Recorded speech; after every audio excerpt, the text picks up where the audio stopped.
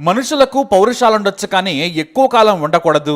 రక్త సంబంధమైన అది మూడు బుళ్ళ బంధమైనా సరే మనం భూమి మీద బతికేది కొంతకాలమే. గొడవలు పెట్టుకుని ఆస్తుల కోసం ఇతరత్ర చిన్న చిన్న విషయాల మీద అతిగా స్పందించొద్దు. ఎవరో ఒకరు తగ్గాలి, తగ్గినవాడే గొప్పవాడు. కానీ ఓ వృద్ధ దంపతుల పౌరుషం చూస్తే మనుషులు ఇలా కూడా ఉంటారా అనుకుంటాం. ఎందుకంటే జీవితపు చరమాంకంలో ఉన్నప్పుడు 10 ఏళ్లు మాట్లాడకుండా ఎవరైనా ఉండగలరా? ఉండలేరు. కానీ తమిళనాడులోని కోయంబత్తూరులోని ఇరుగురు ఈశ్వరన్ ఆలయం వీధిలో 2 వృద్ధ దంపతులున్నారు. వారి పేర్లు రాజమాణిక్యం, రాజసులోచన. రాజమాణిక్యం వయసు 73 ఏళ్ళు, రాజసులోచన వయసు 63 ఏళ్ళు.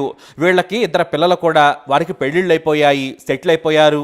అయితే ఉద్యోగరీత్యా వేరువేరు ప్రాంతాల్లో నివసిస్తున్నారంతా. ఒంటరిగా ఈ వృద్ధ దంపతులు ఉంటున్నారు. అయితే వీరికి 10 ఏళ్ల క్రితం ఏదో ఓ సమస్య మీద ఓ చిన్న గొడవ జరిగింది.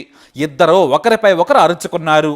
అంతే, ఆ రోజు నుంచి ఇద్దరు మాట్లాడుకోవడం మానేశారు. అంతేకాదు, ఇంటి పైన గదిలో రాజమాణిక్యం ఉండేవారు, కిందేమో సులోచన ఉండేవారు. వంట బాధ్యతలను రాజసులోచన చూసుకునేవారు. ప్రతిరోజు ఉదయం, మధ్యాహ్నం, సాయంత్రం వేళలో భోజనం కోసం కిందికొచ్చేవారు.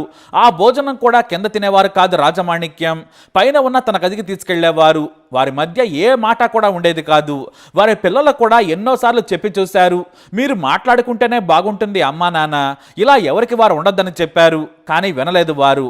చుట్టుపక్కల స్నేహితులు కూడా చెప్పారు. బంధువుల మాటను కూడా ఆ వృద్ధ దంపతులు ఏనాడు కూడా పట్టించుకోలేదు. ఈగోనే ముఖ్యమనుకున్నారు. ఒకే ఇంట్లో ఉంటున్నా కూడా వారి మధ్య మాటలు లేవు. 1 కాదు, 2 కాదు, దాదాపుగా 10 ఏళ్లు మాటలు లేవు. భోజనం కూడా సిద్ధంగా ఉంటే తినేవారు రాజమాణిక్యం, లేదంటే ఆకలి కడుపుతోనే ఆయన పడుకునేవారు. ఇలా ఎందుకు చేస్తున్నారనేది ఎవ్వరికీ తెలియదు. అయితే డిసెంబర్ 29, 2024 మధ్యాహ్నం పూట భోజనం కోసం కిందికొచ్చారు రాజమాణిక్యం. తన కోసం సిద్ధం చేసిన ఆహారాన్ని పైకి తీసుకెళ్లారు. ఇక ఆ తర్వాత రాత్రి సమయంలో కూడా భోజనానికి రాలేదు రాజమాణిక్యం. భర్త భోంచేయకపోయినా కూడా రాజసులోచన పట్టించుకోలేదు. ఎందుకంటే ఇంతకు ముందు కూడా ఆయన భోజనానికి రాకున్నా కూడా పట్టించుకునేది కాదు. అలానే గత 10 ఏళ్లు జీవిస్తూ ఉన్నారు. అయితే రాజసులోచన తన భర్త మరుసటి రోజు రాకున్నా కూడా లెక్క చేయలేదు. బహుశా ఊరికి వెళ్ళి ఉంటాడనుకుంది, పైన కూడా లేడేమో, తెలియకుండా వెళ్ళిపోయాడేమో అనుకుంది. ఆ రోజు నుంచి తానే వండుకొని తింటూ ఉంది. పిల్లలు కూడా తన తండ్రి గురించి అడగలేదు, ఎవరూ కూడా మాట్లాడలేదు.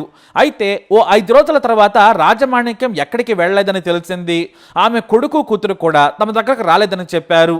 దీంతో ఆమె నెంపాదిగా 6 రోజుల తర్వాత రాజమాణిక్యం ఏం చేస్తున్నాడో చూద్దామని వెళ్ళింది. ఎందుకంటే ఎవరైనా మనిషి అంటే 1-2 రోజులు మాత్రమే తినకుండా ఉండగలరు.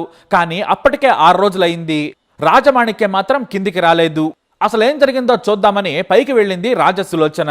తలుపు మూసి ఉంది, లోపల నుంచి గడియ పెట్టి ఉంది. కానీ విపరీతమైన దుర్వాసన వస్తూ ఉంది. అప్పుడే కిటికీలో నుంచి చూసింది రాజసులోచన.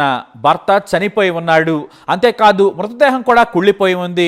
దీంతో ఆమె భయంతో కిందికొచ్చేసింది. పక్కింటి వారికి విషయం చెప్పింది. వాళ్ళు వచ్చి చూసి ప్రశ్నించగా జరిగిన విషయం చెప్పింది. తాను వేరే ఊరు వెళ్ళాడనుకున్నానని నింపాదిగా ఏడుస్తూ చెప్పింది వృద్ధురాలు. ఇంతలో స్థానికులు పోలీసులకు ఫిర్యాదు చేయడంతో వారు కూడా వచ్చి చూశారు. వృద్ధురాలని ప్రశ్నించగా, మాకు మాటలు లేవు, నేను ఆయన ఊరెళ్ళాడనుకున్నానని చెప్పింది. కనీసం మీ పిల్లలైనా ఫోన్లో మాట్లాడరా అంటూ పోలీసులు చేవాట్లు పెట్టారు. ఒకే ఇంట్లో ఉంటూ భర్త చనిపోయి 6 రోజులు అవుతున్నా కూడా భార్య చూడకపోవటం ఏంటని పోలీసులే ఆశ్చర్యపోయారు. పోలీసుల ఎంట్రీతో ఈ విషాదకరమైన ఘటన వెలుగులోకి వచ్చింది. ఇంత కఠినంగా రాతి గుండెతో ఉండొద్దని స్థానికులు చెప్పారు.